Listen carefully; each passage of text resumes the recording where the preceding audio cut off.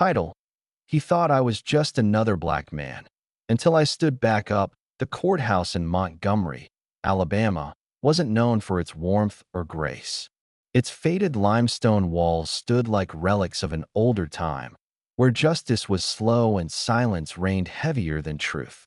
People filed in and out every day, lawyers with worn briefcases, anxious families, defendants clutching hope like paper shields, and officers who wore their authority like armor. On this particular Tuesday, nothing seemed different. The air was thick, the lights too bright, the silence too expectant. But just past the metal detectors and chipped tiles walked a man named Elijah Ward, and nothing would ever be the same again. Elijah didn't walk with swagger. He wasn't loud. In fact, most people barely noticed him. He wore a simple charcoal gray suit with a clean white shirt, no tie, no flash, and carried a leather folder in one hand. His shoes were polished, his beard neatly trimmed, his posture straight not from arrogance, but from discipline honed over years of survival. At 37, Elijah had seen more than most. Born and raised in Baltimore, he'd grown up knowing two things: that justice was rarely blind, and that being silent in the face of injustice was a language of surrender. He joined the military at 18, not because he had no options, but because he needed to belong to something that believed in order. 14 years later, Elijah was a decorated Navy SEAL with a record of tactical brilliance and classified operations that would never see the light of day. But today, Elijah wasn't here on a mission. He wasn't a defendant, a plaintiff, or even under subpoena. He was a witness, a silent guardian, stepping into a courtroom to support his godson, Devin, a young black college student falsely accused of robbery in a gas station scuffle gone wrong. Everything was supposed to be simple. In and out. Statement given. Truth served. But the second Elijah walked through those courthouse doors, everything shifted. It began with the stairs. The security guard at the entrance didn't scan his badge. The clerk's smile turned brittle when he asked which courtroom Devin's case was in. The bailiff at courtroom 6A told him to wait without explanation, even though Elijah had already been cleared and listed as a witness. Then came Officer Colin Renshaw. Mid-40s, thick-necked, and loud, Renshaw had been with the county sheriff's office for 19 years. He considered himself old school, which, in his vocabulary, meant unquestioned authority.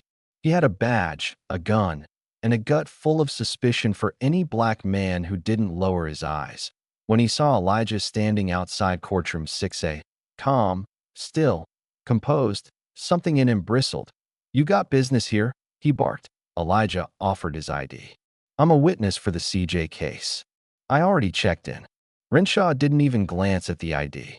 His eyes were fixed on Elijah's face like a puzzle he couldn't solve but refused to leave unsolved.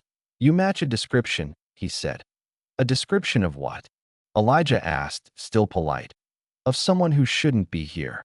Before anyone could react, Renshaw shoved Elijah backward, driving a knee into his stomach. The man stumbled but didn't fall.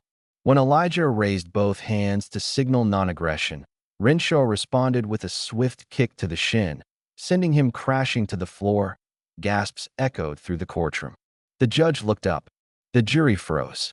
No one moved. Elijah lay on the floor, not stunned by the pain, but by the absurdity. They decorated Navy SEAL. Assaulted in a courtroom. For being black. For standing. The silence that followed was a vacuum. But what no one realized, not the officer, not the judge, not even Elijah himself, was that this moment would not just fracture the room. It would detonate across a nation.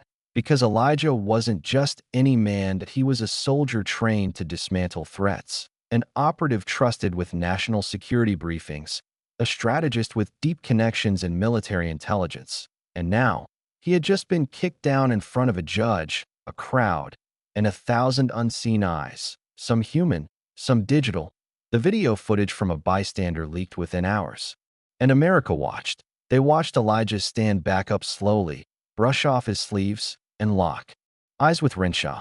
No threats, no retaliation, just 6 words that sent a chill through the room. "You have no idea who I am." He didn't mean his rank.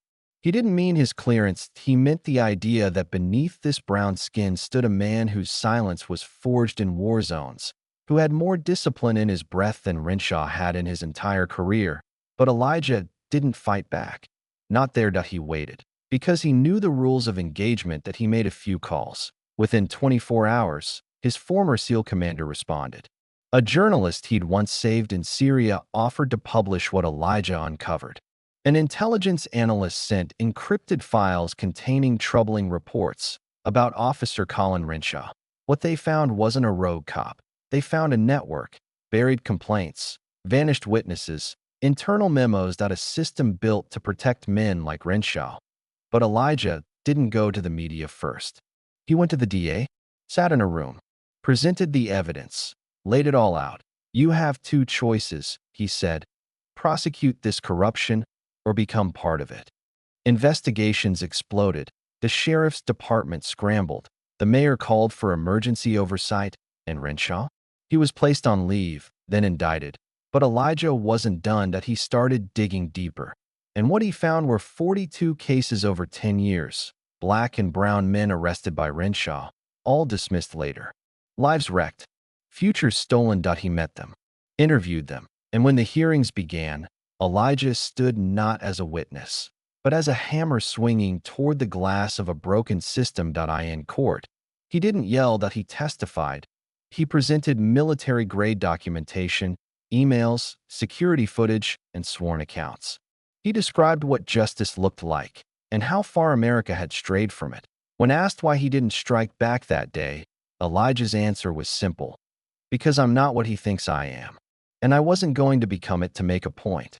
That moment went viral too. Soon, Elijah was speaking at universities. Then congressional panels.